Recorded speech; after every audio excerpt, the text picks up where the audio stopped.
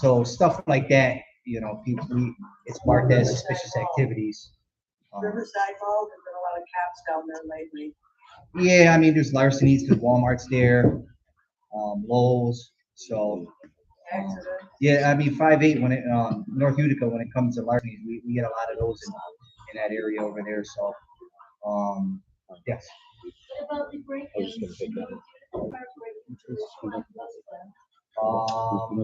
There were two. I don't know. I have to look at it specifically. I mean, yeah, I don't see like a trend right now as far as, you know, car larcenies and stuff. But just like I tell you and everybody else in all the other meetings, just make sure you lock your doors. Don't have any, you know, personal belongings in the car. But I mean, even if the doors are locked, if people are getting, sometimes people just break the windows and just still rummage through your car and take, you know, change, you know. Well, other than that, that's I don't have anything else to report to you guys. School starting, school bus safety. Something to be aware of.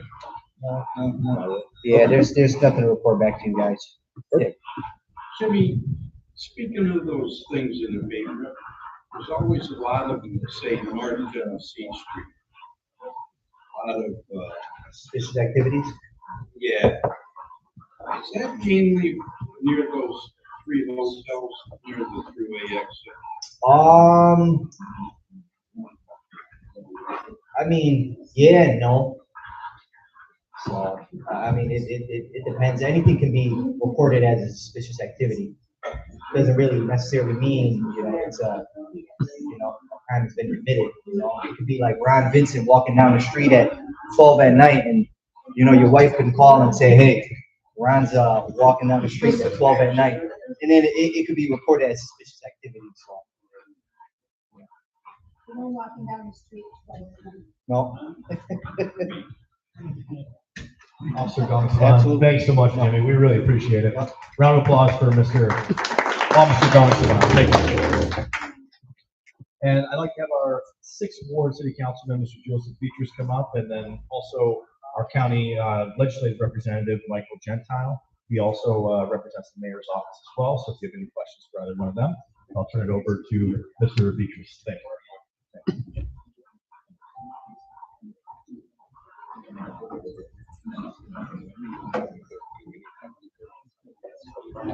Good evening.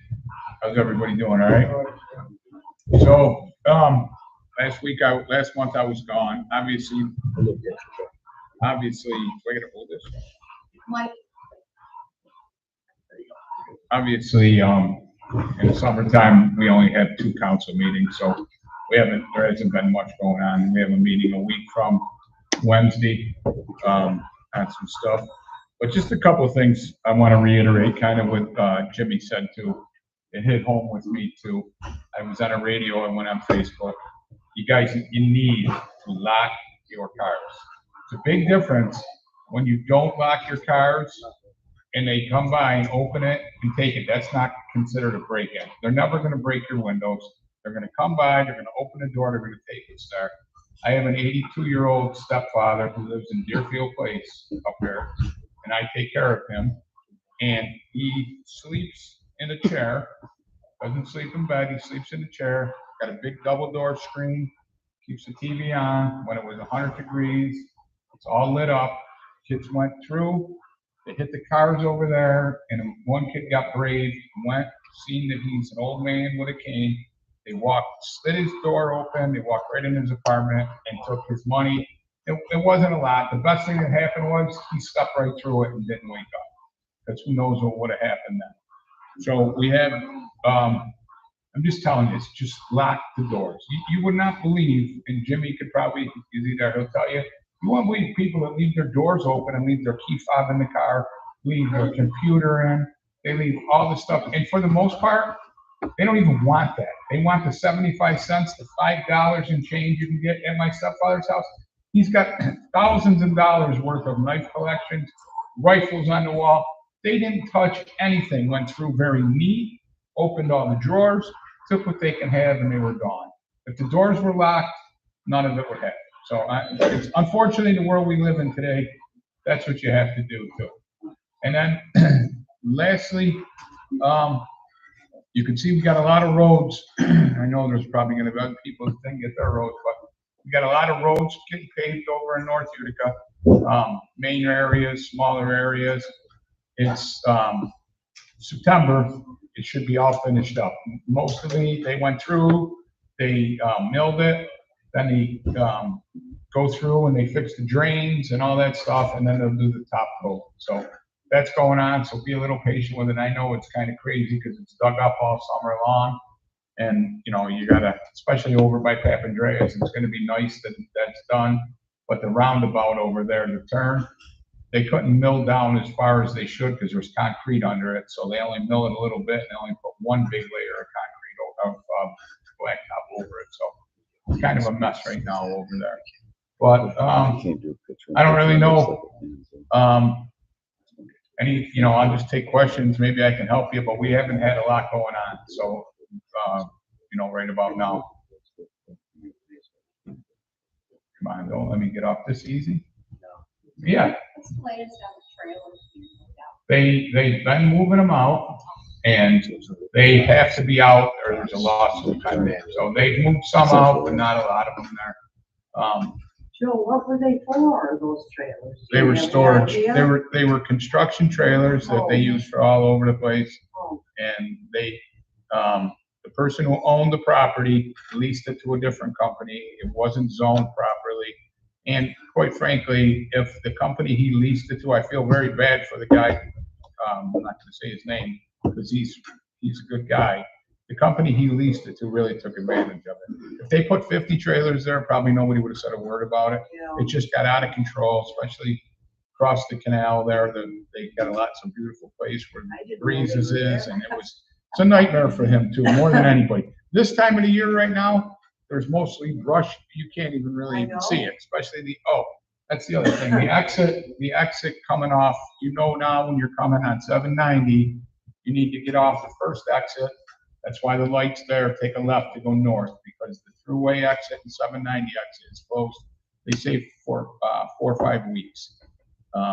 It's going to be closed. They're putting a bigger lane in there, but so that's working out pretty good too. Anything else? Thank you. I promise next month I'll be here for the whole meeting, and we just have an engagement tonight. And there you go. You got something? No, I just wanted to, mention, there was that visual for the principal that died today, or not today, but it's today at Proctor, it's Proctor Park on Culver Ave, so, 7:30 to 8:30. Yeah, perfect. Thank you, Jimmy. Appreciate it. And this is Mr. Michael Gentile. He is our county legislative representative, but he's also works for the Mayor Mike Galimi as well. So if you have any questions regarding that, go ahead, Mike. Yeah, so just another city thing that's kind of interesting. For the first time, we have a new superintendent, Dr. Christopher. He's been up to the mayor's office, and he's really interested in the city, you know, finding mutual ways that we can collaborate, which has been something that we've been missing for a significant amount of time. So we are excited for that.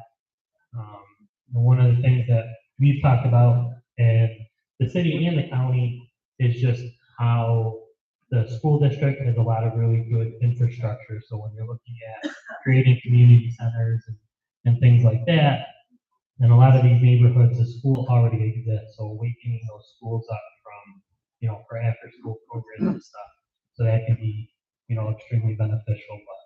But very good thing that we, you know, have somebody that's in there for the long haul, or at least hopefully for the long haul, and we're over the interim stage of superintendents and youth, because that's the thing.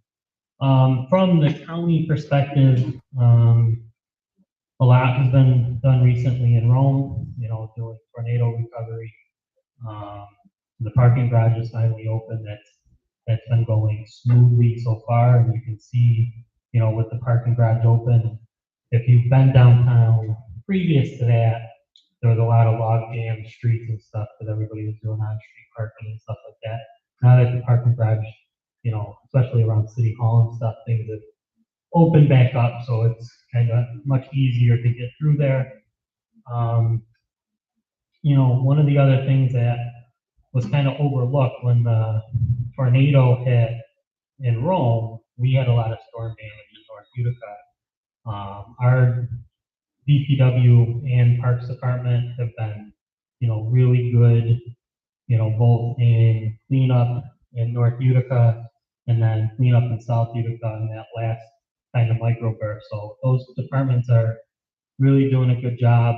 And the last couple times, they're just going street by street, you know, and picking up everything they can pick up, working around the clock. So make sure you're using, you know, the 311 apps, the Mayor app. Joe Beatrice is excellent about communicating if people reach out to him. But, you know, it's really, those departments have really been running efficiently through, you know, storm cleanup. I know that the mayor has been out quite a bit, just being proactive on certain spots, checking the creek, checking, you know, historically normal flooding areas, and just making sure that we're proactive on those things and the clean outs and stuff like that. So, yeah, Joe. I didn't think you brought that up, but just so they know too, the bucket, you're gonna have the buckets out now, but after those storms, big storms like that, they do come through and they do have pickups for all these things, so. Yeah, and obviously, you know, it's pretty clear what's like if you're putting grass clippings out after a storm, like you know that's gonna happen from, you know, a tornado. But we're very loose on the greenways pickup after a storm, just kind of understanding branches and stuff like that, you know, are falling. Rick, did you have anything county wise that you were thinking about? Yeah, unfortunately, this has been a tough month for the county. We lost a county legislator, two-term legislator, Brendan McGonigal, really nice person, very energetic, very positive. She succumbed to cancer, and she was early 50s. So that really hit home. Yeah, absolutely. She's so optimistic and positive about beating her cancer. That hit us really hard. She's a great person. Rome, Mike alluded to Rome and what went on there with the tornado. There's a threshold you have to get with damage. You calculate all the damage with Rome. We have two buildings, obviously, in Rome. Civil service on 300 West Dominic, 301 West Dominic. You got to hit a threshold of about 37 million or more to get FEMA money. We'll hit that. But that threshold is high, and I think we're going to hit that and get revenue coming in. On a positive note, we're hitting our numbers as far as budget numbers and projections, with sales tax going a little above inflation, 2 to 3%. So we're hitting those numbers. That tax we're hitting, and Oneida Indian revenue that comes into the county and the taxpayers for our budget, we're hitting those numbers. So it's slowed down. Economy has slowed down. Right now we're looking favorable. Yeah. So both of those things, the city level and the county level, we budgeted conservative sales. Of course, city of Utica doesn't get the bed tax, but you know, we're hitting what was budgeted. But, you know, if you go back, there are some people arguing that sales tax was going to be through the roof here, and it's certainly isn't. What was budgeted, that little bit of an increase is kind of where we're at so far. But hopefully, good fourth quarter and stuff, good holiday season, and we'll doing all right. Little bump this week down to the Expo Center. We get that national lacrosse tournament. There were people in the stores and everywhere picking up stuff, food. They ate a lot. So, The rodeo. We had the rodeo. Very well. The lacrosse is in September. No, the September is the world. Oh, okay. This was a national. We had people from Oh, right, Grand yes, Rapids, I'm sorry. Michigan, all across the Yeah. country that came to play. Yeah. Anything else? I haven't seen anything about the profits from the winter hockey in April? Yeah, so, those are still kind of being calculated for this quarter, so our next meeting kind of have a better, because we're waiting for those sales tax, because everything kind of backed up on how that reaches. It's kind of ironic, you question, I asked the same question with the visiting bureau. And right now, they're having a little difficulty tracking the numbers, how much financial gain we're gonna have for that tournament, because a lot of individuals in Canada, the United States has the best team. So trying to get information and track it has been difficult, but hopefully we'll have that. Yeah. So it's something we definitely asked for a complete review of, and we haven't gotten to that. They are saying we should be happy with it, but we're not yet convinced. Are we gonna see something toward the end of the year, or? Yeah, so they said coming into our next meeting. and stuff. And unfortunately, our last meeting was really kind of like tornado driven. So. Second quarter. Yeah. Well, we can report that last year, finally, we got the numbers on the surplus in 2023, and it was at 13 million. For a lot of different reasons, but that helps us going in, obviously, for the next budget year. So that's a positive. That's definitely a positive. Yeah, so really just in the sales tax, it's not, the numbers weren't, anything really crazy, where you could say, oh, we brought in that tournament and sales tax was kind of through the roof, but they're still kind of trying to determine, what is specific to the tournament. Who's responsible for, these figures? So it's both through, a few different channels, so it's our internal, but also the company that we contracted with is doing a lot of that as well. Well, maybe the company that we contracted with should get more on the ball, because this was back in April. Yeah. I don't disagree. No, That's a fair criticism. And again, legislators brought that up. We need the figures, we want the figures, because we as a county taxpayers and legislators' approval, earmark quite a bit. Still a positive thing and generated a lot of money. We know that residency and bed tax numbers are up. Occupancy with hotels during that stretch went up almost 9%. All good stuff. We really deserve more specific. yeah, agreed. And so, definitely I'll make that an agenda item personally for the next meeting to make sure that we can do a full report. Anything else? Cool. Thank you so much. Excellent. Thank you, Mike. Excellent. Round of applause for our county legislator as well as our councilman, Mr. Joseph Petrus. Thank you. So one thing that Michael did mention that I would like to touch on, the program where we utilize public resources, physical assets, schools, things like that, it's called the Community Schools Program. It's very national and it has been implemented in other areas. Some things to note about that. So if you do some research, it's called Community Schools. I think just like Mr. Gentile said, we already pay for the physical infrastructure, the maintenance, the upkeep. So those buildings are very underutilized when you look at the amount of hours that we actually use them for public education, especially during times when kids are not at those facilities. So, after school programs, warming centers, distribution for public resources, providing services like access to the gym. I know there are some local schools like Ilion that you can actually have a private gym membership and go and access those facilities because they are top-notch facilities. But there are security protocols that have to be put in place to be able to do that. There are other schools that rent out the stadiums for public events, things like that. So there's other ways that we can think very creatively to access those resources, but it is very good to know that we have a school district and a city government that want to work together, because that enables those types of opportunities to take place. So that's a very good thing, and I'm very happy to hear that. And Nancy, I appreciate your question about the women's tournament. We did spend a very large amount of money to contract that private company to help us host that event. So it'd be very good to get those specific numbers. So I do appreciate that from Mr. Flisnick and from Mr. Gentile.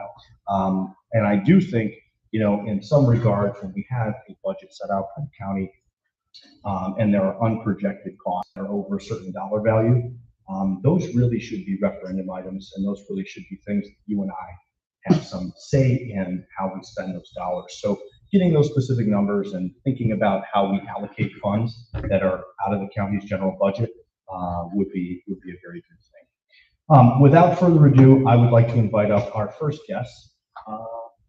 Where'd they go? Oh,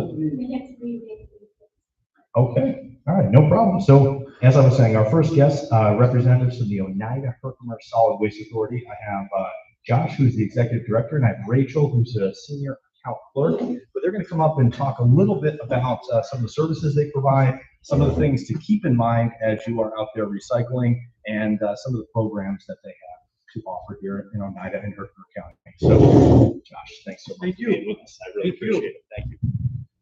Thank you for having us. Rachel, thank you. Thanks. So for those of you who I guess aren't too familiar with us, we're the Oneida Herkimer Solid Waste Authority. And we manage and basically handle the region's solid waste. So we handle the recycling side of things and the garbage side of things. As you're aware, we have a facility right down the road on Leland Ave, past the sewage treatment plant. At that facility, we do all of our recycling comes in. So any recycling that's collected at the curbside in Oneida and Herkimer counties is brought to that facility. It's sorted out, processed, and then gets ready where we market it for resale.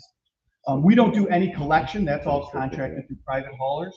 And then we also at that facility, and then we have another facility in Rome where we have transfer stations where we take the solid waste from just Oneida and Herkimer counties, and then we transfer that to our regional landfill in Ava, New York, where we just handle Oneida and Herkimer County solid waste. And then we also have many different programs that kind of encompass solid waste. You know, when we think of solid waste, there's a lot to it. It's not just what you put out at the curb, it's household hazardous waste. So for people that have extra paints, chemicals, pesticides, you know, something like that, you never really know what to do with. But we at the Leland Ave facility, we run a facility for 6 months out of the year, where you can deliver that down 6 days a week, any paints, chemicals, and it's free to residents. And we have brochures and info on our websites on what's accepted and what isn't. You know, along with hazardous waste, we also classify a lot of our electronic waste. You know, with the world changing and everything going electronic, it's actually in the waste stream, it's become a major issue. So a lot of that material is highly recyclable. So we run an electronics recycling program where you can deliver computer screens. We pretty much say anything with a cord. If it's got a cord and you can plug it in, you can bring it down to us. So computer screens, TVs, GPS systems, you can bring it down to our facility 6 days. And again, there's no charge, and you can deliver that all year round, unlike your paints and chemicals. So we do collect that. And along with that, we also take in something, some of the other waste we take in is batteries. You know, if anyone watches the news, you hear quite a bit about lithium-ion batteries. Really, they're one of the worst things, you know, from a waste disposal if they're not handled properly. It's something that we deal with quite frequently. When that material isn't handled properly, you know, we deal with a lot of fires and things like that, you know, when it gets put in the waste. So we accept that material all year long, all year round too. So any batteries, your nickel, cadmium batteries, your lithium-ion batteries, that type of stuff, along with any fluorescent light bulbs. You know, there's still a lot of people that have fluorescent light bulbs in their house, whether they're the screw-in ones, the 4-footer tubes, you know, those should be handled, not thrown in your trash, but you can bring them down to our facility down on Leland Ave. At that facility as well, we also do extensive composting and yard waste collection. So if you've got bulk yard waste you need to get rid of, you can deliver it to us, and then we actually compost and sell that product. This year we had a little problem because we actually sold way too much too fast. So one of the biggest complaints we got was we couldn't make it fast enough, but unfortunately it takes a little bit of time. It's actually caught on pretty well. We sell it either by the bulk load or you can buy it by the bag. And it's all just leaves and material that's picked up. We grind it, windrow it, and monitor it. So those are some of the services that, you know, we do here in Oneida and Herkimer counties. But one thing I want to focus on is recycling. Because you know what, recycling can be confusing. You know, I think people always say, they look at those triangles and it just confuses them. And I'm gonna tell you, the worst thing they ever did with recycling was put those triangles on the containers. So everything you thought you knew, ignore the triangles. So what I did was, I brought some material just to go over quick and kind of show you what's recyclable, what's not. So it gives you an idea, you know, maybe you'll realize that some things are and some things aren't. So what I'm going to do is I'm going to start with some paper products, you know, because all paper, it's not created equal. You know, this is just, we call it OCC, old corrugated cardboard. You know, you got the little baffles in there. We love this. This is a really high grade material. We actually get quite a bit of money for it when it's brought to us. So your big boxes and stuff like that. OCC during COVID went through the roof. It was the Amazon effect. Everyone was buying stuff online and boxes and packaging was coming in like crazy. So, you know, corrugated cardboard, when you put this to the curb, you want to break it down, cut it down if it's real big, and put it so the garbage men can handle it, and flatten it out. So that's recyclable. You know, and then you've got, you know, some of your packaging material, like your Cheez-It box. This is, I think she had a special name for it, but so this is just a Cheez-It box. It's got writing on it, it's got packaging on it, you know, but it's recyclable. So, you know, this type of material is recyclable. Now, this is where it gets tricky. Now you got your, you know, you go out for your midnight snack and you got your ice cream, or you got your wet strength cardboard, you know, your beer boxes, your soda boxes. This material is not recyclable. And the reasoning for it is they chemically infuse the cardboard. So when they break this material down, they can't separate certain chemicals in the packaging. So any material that you put in kind of the freezer or the fridge where it's kind of meant to get wet but stay intact, that material is actually not recyclable. And that's where it can get a little bit confusing. And that's one that we always get a lot of questions on. Newspaper, that's recyclable. Books, no. Hardcover books are not recyclable because the binders in that hard paper. We did have a program where we would accept it at our facility, but it would have to be delivered to us. Unfortunately, in the last 2 years, you know, our recycling, we're very market driven, you know, and unless we have a secure market, we don't want to confuse people anymore on recycling than it already can be. So we want to make sure that if we have a material, we want to make sure that the market is strong and that, you know, it's something that's not going to come and go over time. So hardcover books, we did have it. It was a strong market, and then it went away. Paperback books, yes, you can place them in recycling. White printer paper, junk mail with the little plastic, you can recycle that. You know, they do separate that. You don't have to sit there and rip all the plastic, you know, off your envelopes that come in. Yeah, you don't have to rip the plastic windows off. You know, we want to make recycling as easy as possible, or it's not going to work. So, you know, you don't have to, you know, take that much time with that type of material. One thing is, you know, tissue paper, toilet paper, things like that, that's not recyclable. Part of that is just a real low grade paper. Most paper, if you have a high grade paper, it can be made into paper about 7 times. And then on that 7th time, it's toilet paper or tissue paper. So that material, it disintegrates. There's no market for it.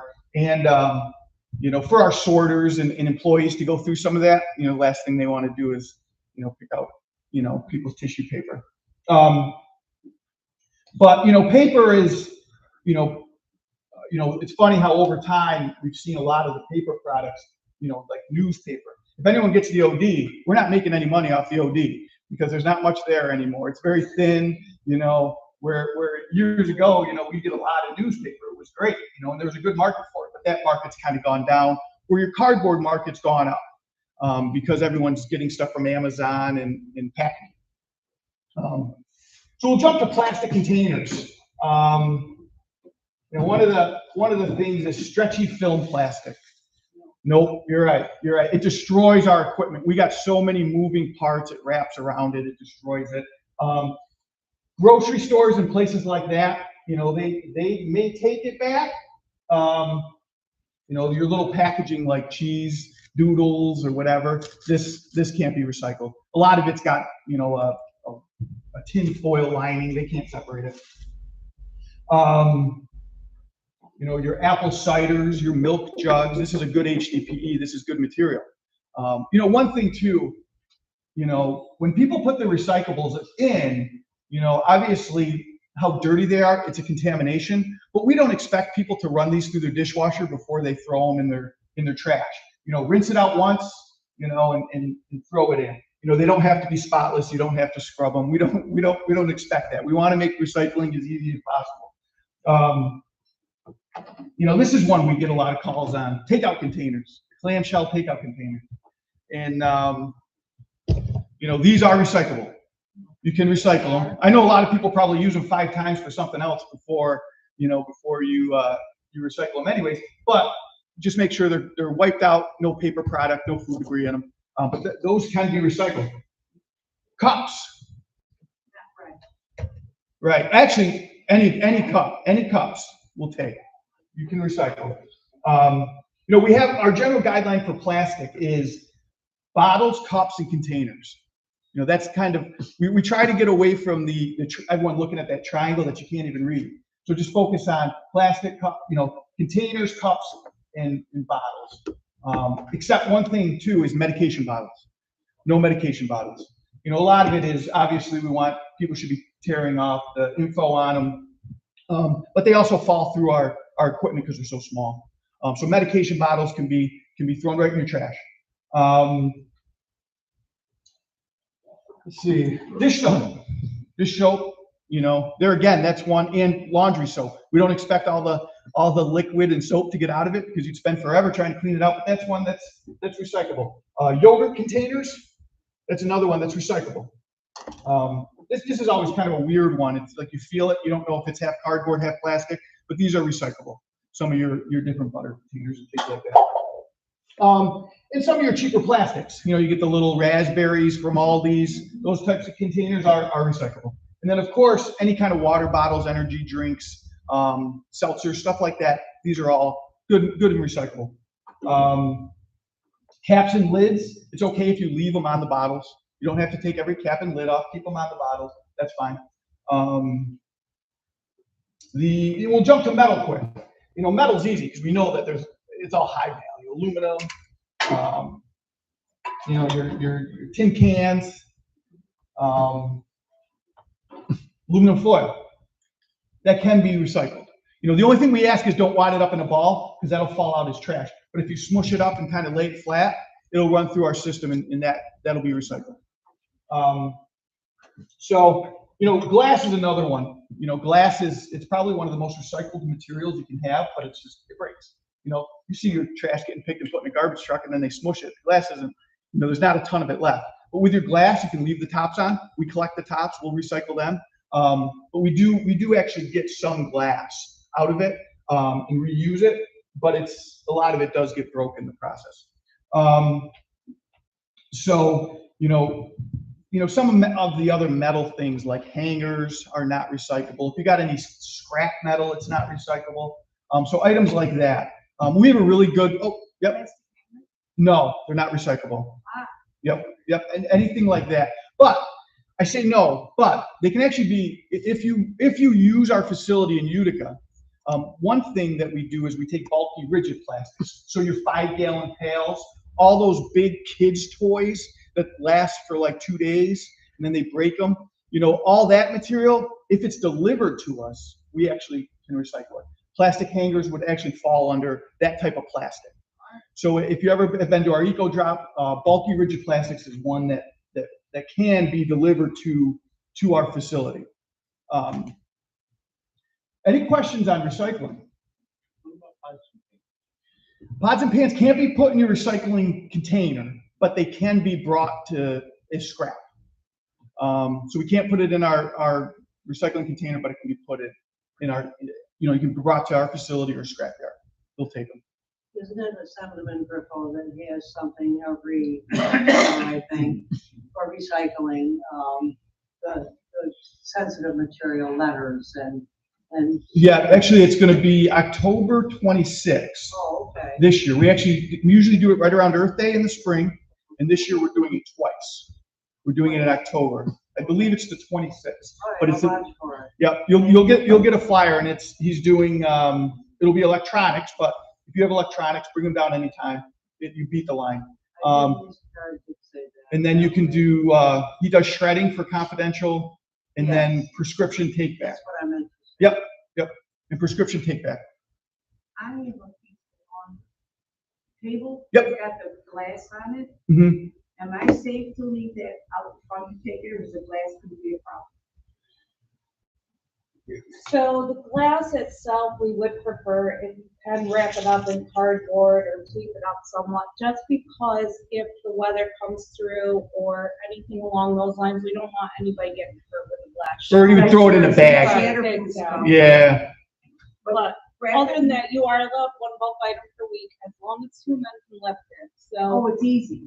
yeah, Stick to the limitation as to when you're putting it out. If you put it out at 5 PM the night before, you should be all got it.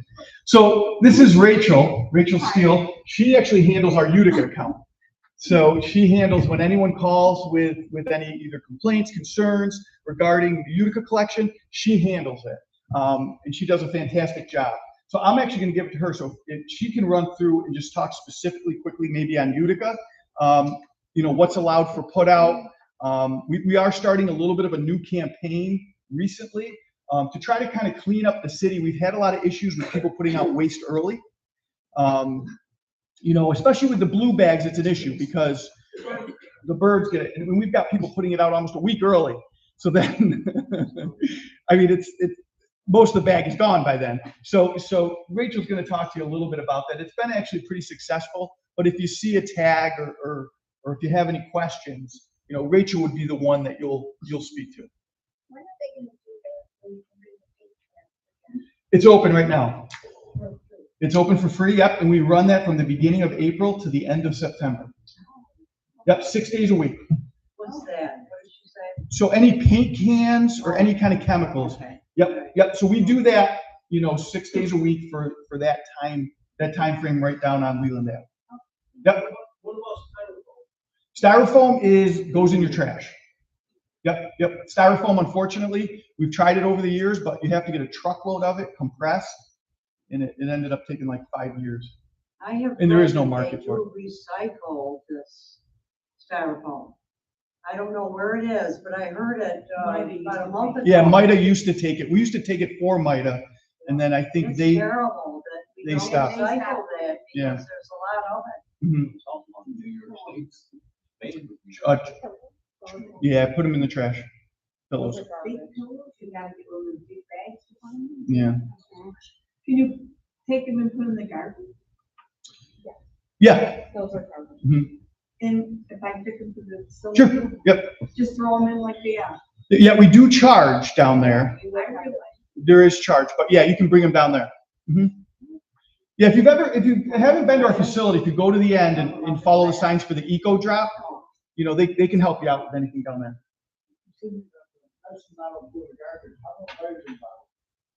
Vitamin bottles, I put them all in there. yeah, most likely, it depends on the size, honestly.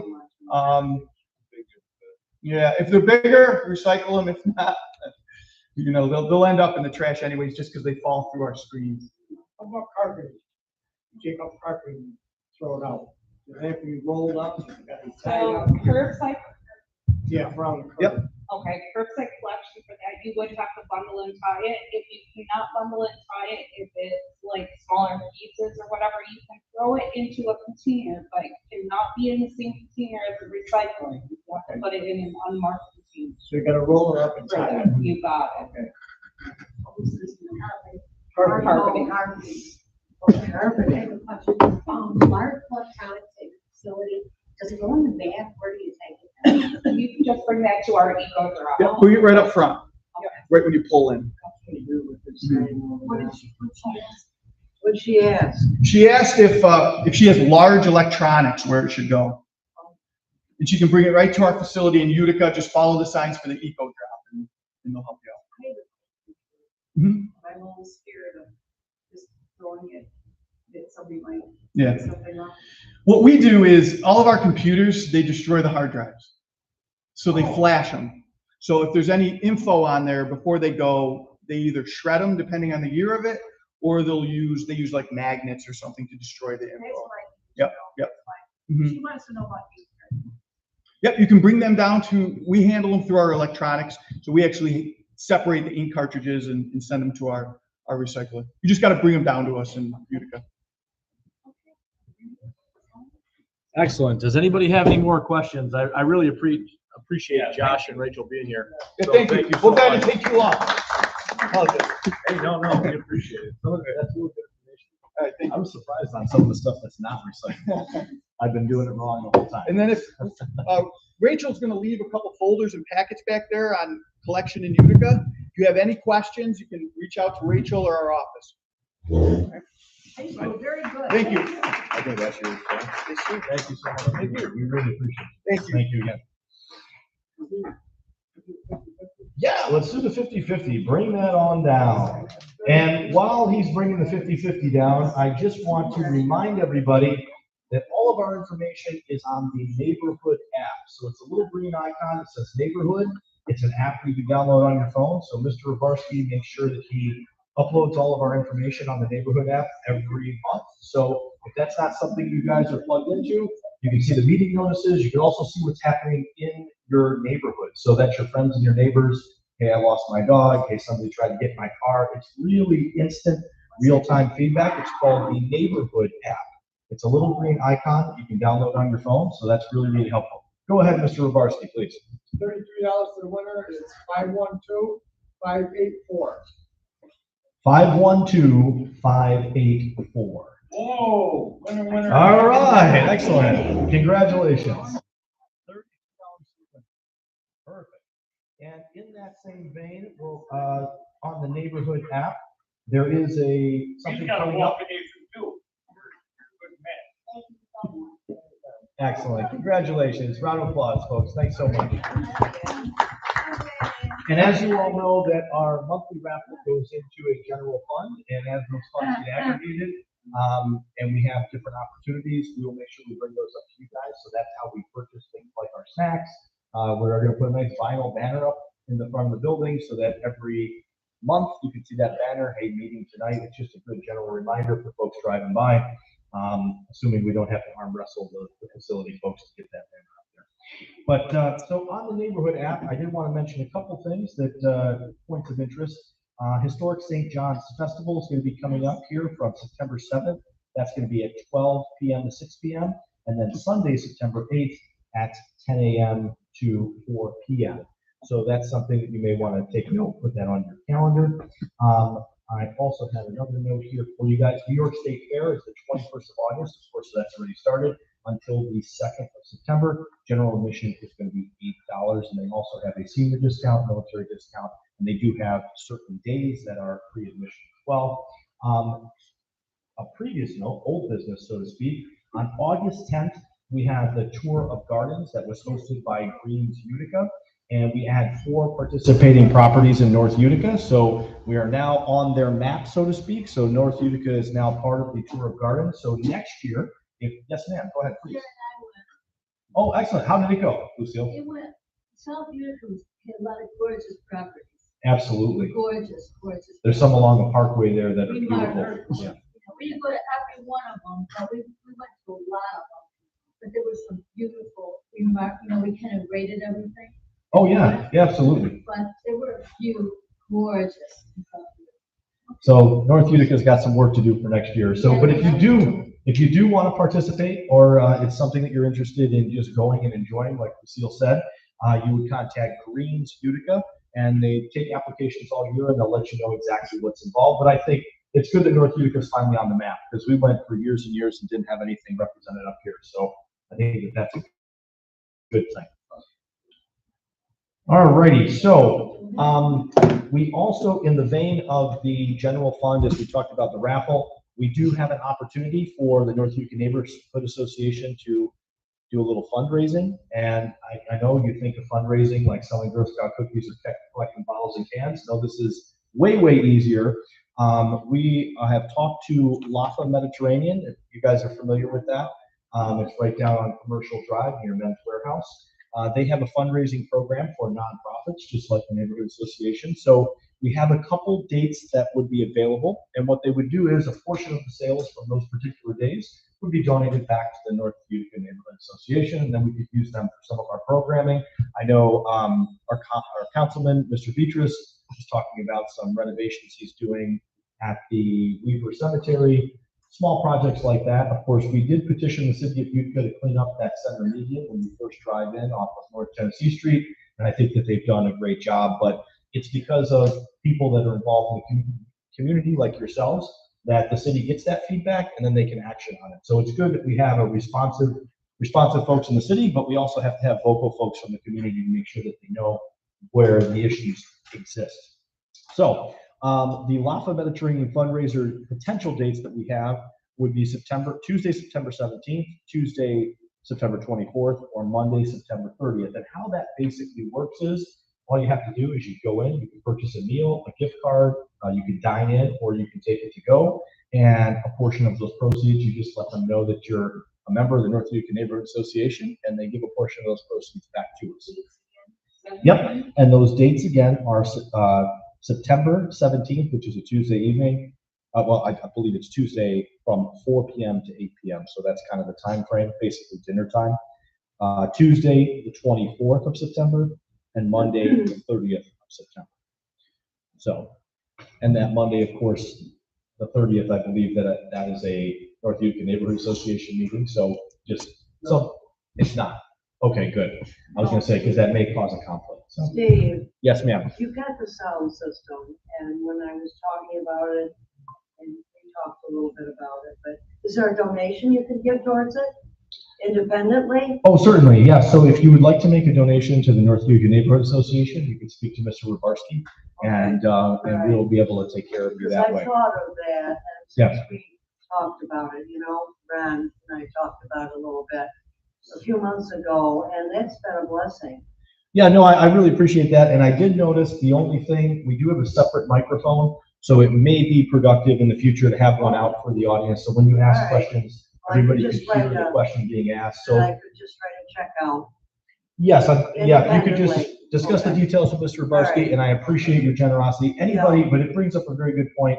Anybody that does want to donate, you're more than welcome to do that. You could either do it when you first come in to the meeting, or you could reach out to Mr. Rubarski. He actually just write on the check for sound system or whatever, just to know where it's designated for. Okay. Absolutely, that would be very helpful.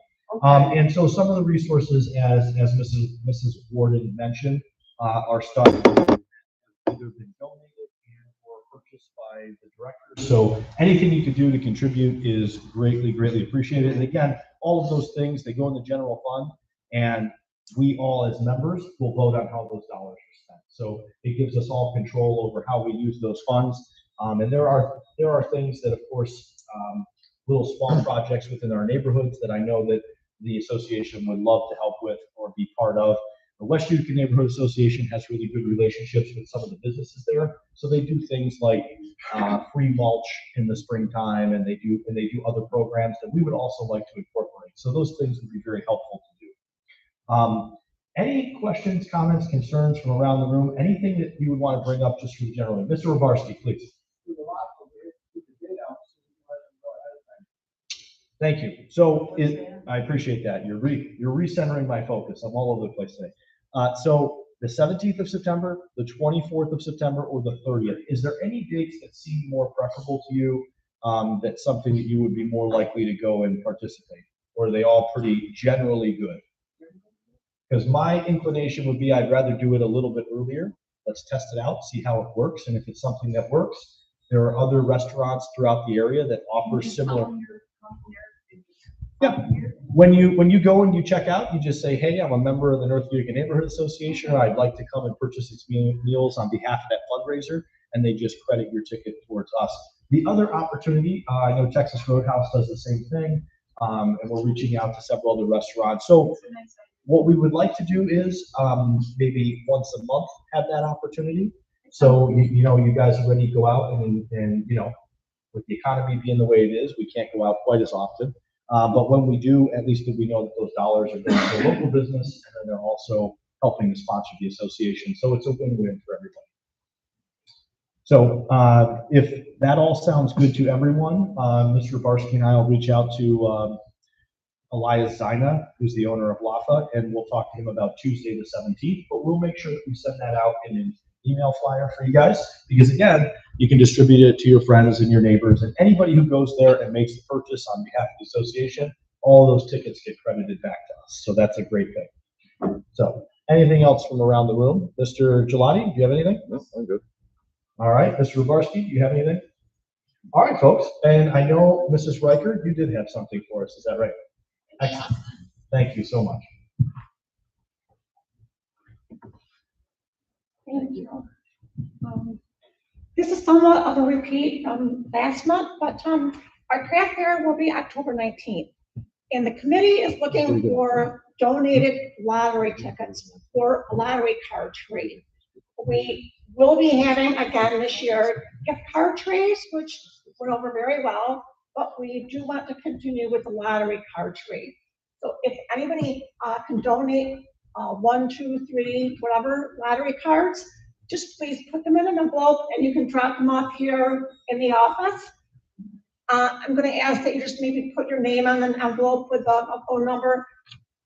If we, for some reason, don't get enough to do the tree, then we'll return them to the person that donated.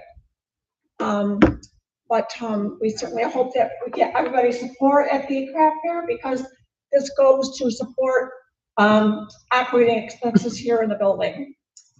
Thank you.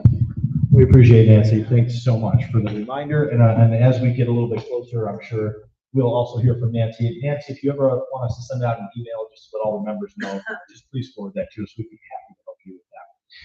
And as many of you may have noticed, we did have a second guest in this evening, and I just wanted to make you aware of who they were, how to get a hold of them if you were so interested. It was Barks and Tails Rescue, and that was for the folks with the dog. Unfortunately, the dog wasn't feeling well, so they had to depart a little bit early, but you can get a little bit more information about them at bntrescue.com, and a phone number is 315-360-2577. They are a 501c3 nonprofit, and they do rescue dogs that are in kill shelters and or dogs that are surrendered, so it is a very, very good, worthy cause, and I would have really liked them to brief you on some of the specifics of their operation. Yes, sir. Yes, yeah, thank you. Yeah, we are going to reschedule them and bring them back, and hopefully they have a puppy that can last the hour. Where are they located? You said Little Falls? Where did you say? Yes, I believe they're in Deerfield, New York, but I don't have the specific address for you. Yeah. I haven't heard of them. Excellent, but I would encourage you, of course, we do have Stephen Swan right here in North Utica as well, but I would encourage you, if you are looking for a pet and or you need to access those services, try to do it as local as possible and try to rescue an animal, because of course that makes a huge, huge difference. So if there's nothing else from the floor, yes, Mrs. Right on Walker Road. Okay, perfect. Yeah, so, and I will get that specific address, and the flyer, Mr. Rubarski put their flyer out on the neighborhood app, but it is something we can email out to everybody so you guys can take a look as well. Perfect. And the other thing I would encourage you to do, number one, like our social media. Right now, of course, what we do is we stream everything on the YouTube channel. So if there's any time you can't be here with us live, you can always watch the YouTube channel live, where you can comment or engage with the speakers, or you can always go back to our YouTube channel and watch the meetings after. So if there's information in the meeting, maybe you didn't have time to write it down, or you would just like to hear some of our guests or special speakers again, you can access that right on our YouTube channel. That is North Utica Neighborhood Association. If you search that, we will pop up, and you can see all of our meetings that are archived right there. So a lot of the material and speakers that we bring up are very, very interesting, but it's a lot of information in a short amount of time. So that's always good if you ever want to go back and reference that material. The other thing I would ask you to do, please connect with us on social media. So that's Facebook. Which ones, Joe? It's Facebook and YouTube. Facebook and YouTube. That's right. We're members of so many things that drives my brain. I don't know sometimes. But Facebook and YouTube, and then of course the neighborhood app. So those three are the main ones. That'll keep you apprised of what's happening. It'll also allow you to engage with your friends and neighbors on there if you have issues that come up.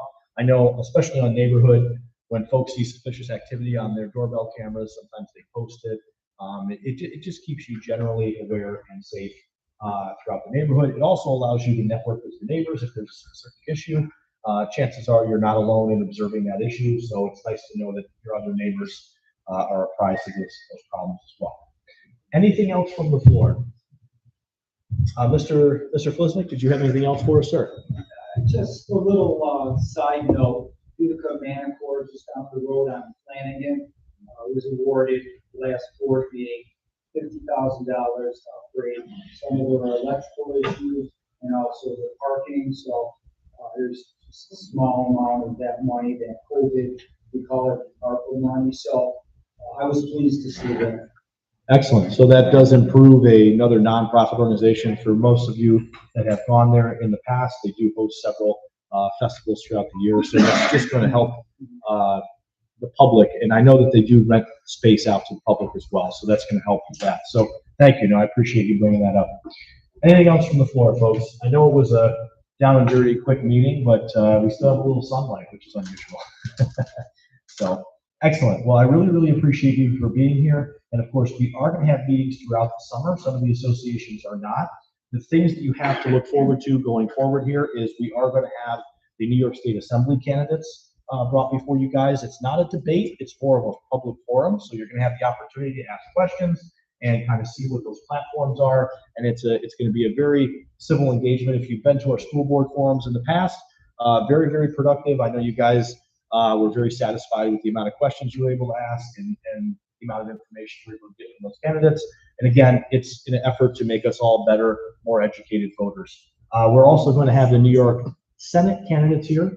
So that is current incumbent Senator Griffo as well as his opponent, Mr. Myers. We are working on getting the congressional candidates here for the 22nd Congressional District, which is the one that encompasses North Utica. And we've also had conversations about getting Ms. Elise Stefanik here, which is the district directly to the north of us. So just depending on what their schedules are, whether they're going to be in session in October, that's kind of the time frame that we expect them to hopefully be able to come here and speak with you guys. But we want to make sure, again, that you guys are being able to engage with those public officials before you have to step in that poll booth and cast your vote. So things to look forward to going forward. All right, folks. Well, I really appreciate you being here tonight, and hope you drive safe and have a good evening. Thank